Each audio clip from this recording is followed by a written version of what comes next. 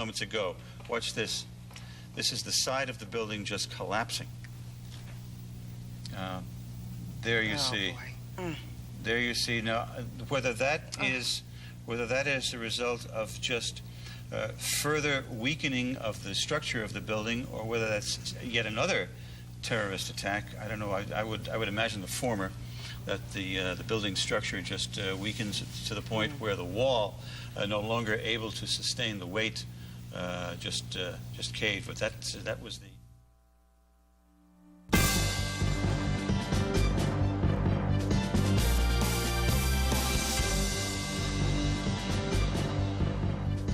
Coming here makes me sad on the one hand. It also makes me angry. We're building a strong coalition to go after these perpetrators. It is my duty as head of this department to tell you that more, much more, will be asked of you in the weeks and months ahead. As the Young administration grapples with the toughest of decisions, investigators search for clues. And worried families search for closure. A nation tries to come to terms with the loss of life and the loss of certainty. Hello, I'm Jonathan Mann. And I'm Lalitza Vasileva at the CNN Center. This is CNN's continuing coverage of America under attack. They are points on a map and clues to a phenomenal crime. Boston, Florida, perhaps, government sources say, even Afghanistan. Investigators swooped down Wednesday on a Boston hotel and Florida homes that may be linked to Tuesday's attacks. Several people have been detained as material witnesses. Law enforcement sources say they believe 12 to 24 hijackers were involved in the attacks, with as many as 50 people taking part in the planning. In New York and Washington, authorities continue dealing with the remnants of the catastrophe while still searching for survivors. President George W. Bush set out Wednesday to see the Pentagon for himself. Coming here makes me sad on the one hand. It also makes me angry. And our country will, however, not be cowed by terrorists, by people who don't share the same values we share, by people who are willing to destroy people's lives. CNN has obtained a partial transcript of comments made in the cockpit of one of the 4 hijacked airliners. As Kelly Arena reports, the conversation offers a chilling glimpse of the final minutes of United Flight 93. Sometime before United Airlines Flight 93 went down in Pennsylvania, a microphone in the cockpit was left open. Air traffic controllers heard shouting, someone yelling, "Get out of here!" The microphone is momentarily turned off. It comes back on. Scuffling is heard, and again, a voice yells, "Get out of here!" The microphone is again turned off. When it's turned on again, it is clear the pilot is no longer in the cockpit. Someone is heard speaking in broken English, in what was described as an Arabic accent, telling passengers, quote, "There is a bomb on board. This is the captain speaking. Remain in your seat. There is a bomb on board. Stay quiet. We are meeting their demands. We are returning to the airport." While this was going on in the cockpit, we have information about what was happening in the cabin. One passenger, 31-year-old Jeremy Glick, was flying with his 2-month-old child. He called home from the doomed plane. He said the passengers were herded to the rear of the plane by a trio of hijackers, armed with knives and a red box they say contained a bomb. When Glick's family confirmed for him what another passenger heard, that a plane had already struck the World Trade Center, Glick dropped the phone, then returned to tell his family the male passengers had taken a vote to attack the hijackers. Glick wasn't heard from again. The plane held 38 passengers and a crew of 8. Kelly Arena, CNN, Washington. Investigators are sifting through documents, home computers, and flight school records in Florida. Susan Candiotti told us earlier authorities suspect some of the hijackers received flight training there. The FBI indeed has leads on suspected hijackers that were involved in this terrorist attack. They are still hijackers who attended flight schools here in Florida. And at this hour, the FBI continues to look at other flight schools here in Florida. Law enforcement sources say that 2 of the suspected hijackers, at least 2 of them, lived here in Vero Beach. 2 of them are brothers that lived here. 1 of them lived on this very street. Both are described as Saudi citizens. 1 of them is Adnan Bukhari. Adnan Bukhari, we have a photograph of him. He is said to be in his 40s. He is described as a commercial pilot for Saudi Arabian Airlines. Also living in Vero Beach, Bukhari's brother Amir. Both lived here with their wives and children. Now, this afternoon, we also had a chance to go inside one of their rented homes. This is the one rented by Adnan Bukhari. It was searched this day by the FBI, and according to documents left behind by agents, they seized a number of items, including a computer software, U.S. immigration papers, bank receipts, phone cards, a flight safety bag. We also saw a pilot's certificate, as well as a certificate that they had received specialized instruction on multi-engine planes. These pilots, we are told by law enforcement sources, attended Flight Safety International, a flight school here in Vero Beach. Law enforcement sources also tell CNN that the Bukhari brothers were believed to have been on one of the 2 flights out of Boston, one of those 2 flights that wound up slamming into the World Trade Center.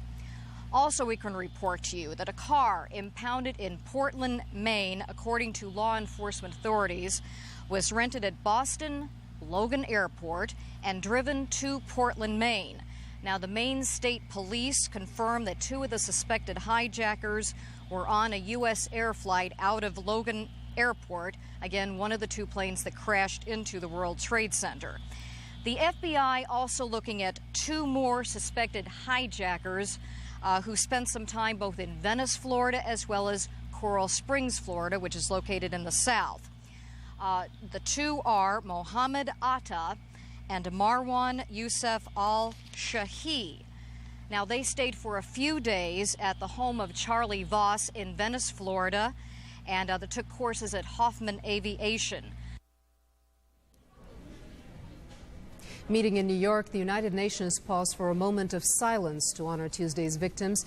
Diplomats expressed condolences and their solidarity with the United States. Today, both the Security Council and the General Assembly, today Wednesday, adopted unanimous resolutions expressing horror and revulsion at what had happened and pledging to assist the United States to bring the perpetrators to justice. In fact, when the Security Council voted in an unprecedented gesture, the members of the Council stood up instead of raising their hands to vote. It was an act that symbolized the world standing together standing behind the United States. Attack one and you attack all. With that conviction, NATO's 19 members have taken the unprecedented step of invoking Article 5 of the NATO Charter. A NATO statement said, quote, each ally will assist the party that has been attacked by taking such action as it deems necessary. Accordingly, the United States NATO allies stand ready to provide the assistance that may be required as a consequence of these acts of barbarism, end of quote.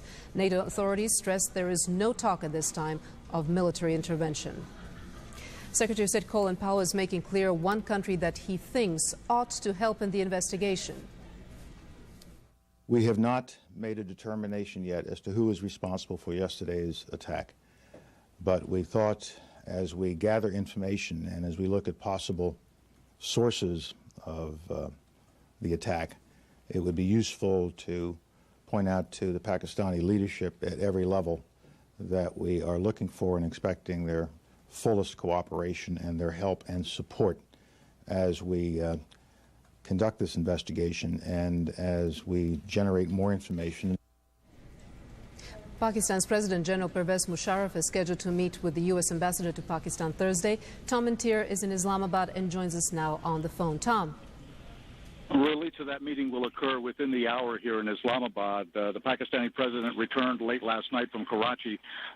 He was there for naval exercises when the incident in the United States took place. He did come back last night and had about a 4-hour meeting with his cabinet, including his foreign minister and foreign secretary. The meeting today is more pomp and circumstance than an actual sit-down meeting, which may come later. There are 5 ambassadors from Brunei, Germany, Poland, the United States, and Singapore who are presenting their credentials to the Pakistani president today at the president's office. So they will have the opportunity to sit side by side and maybe chat. But a long discussion may be set for some time later. The newly installed ambassador has been here for about a month, but the Pakistani government is now accepting the credentials of these 5 ambassadors today at a ceremony at the president's office. So it is quite likely, as they sit side by side when the credentials are presented, that Wendy Chamberlain, the new U.S. ambassador to Pakistan, will have the opportunity to present Mr. Colin Powell's message directly to the Pakistani president. Ralitza? And Tom, is Pakistan going to use its influence over the Taliban? Well, that remains to be seen. There was a message delivered by the Pakistani president on Pakistan TV early this morning, basically saying how terrible this act was against the United States, but just how much they're going to do in cooperation with the U.S. government in the investigation and any other action that may come down the road remains to be seen. But I'm sure that this even brief meeting between the incoming U.S. ambassador to Pakistan and the Pakistani president will be an important one if there is a message the United States wants to deliver to the Pakistani government. Tom, thank you. The tragedy has sent shockwaves around the world, at times uniting people in their grief. Nowhere is that more evident than in the epicenter, New York City. CNN's Garrick Utley joins us now from there. Garrick? Thank you, Jonathan. As we here at CNN, indeed as you viewers in the United States around the world follow the aftermath of this tragedy, we learn a thing or two about ourselves. And one of these is how we seem to be drawn to these often horrific images, not, I suspect, out of any sense of sensationalism or voyeurism, but simply because these images, when we see them again and again, perhaps help us to digest the full magnitude of what has happened here. Now, from time to time, we're able to get new pictures, new images, or at least new perspectives of what has and is happening, and that's the case now because often they come from amateur video operators, not the pros. These are people who can get in there on the scene of the action where the pros can't get for security reasons. That's the case in this report from Jason Bellini of CNN. A disorienting, smoldering, apocalyptic wasteland. From Jonathan Shanner's eye view of the World Trade Center disaster. He's a 23-year-old rescue volunteer for the Red Cross. It feels really empty. It feels, excuse me, but dead. He took a CNN handheld camera inside the wreckage. When I was looking through the big crater, I started realizing that there's just probably dead bodies among all the debris, and it got to me. Jonathan isn't sure exactly where he was shooting or where he was even working. It's too confusing, and instructions to volunteers, he says, are scarce. Everyone's doing the same thing. Cool. Police, rescuers, fire, us, any volunteers from whatever organizations. They're walking through there, looking for people, digging things up.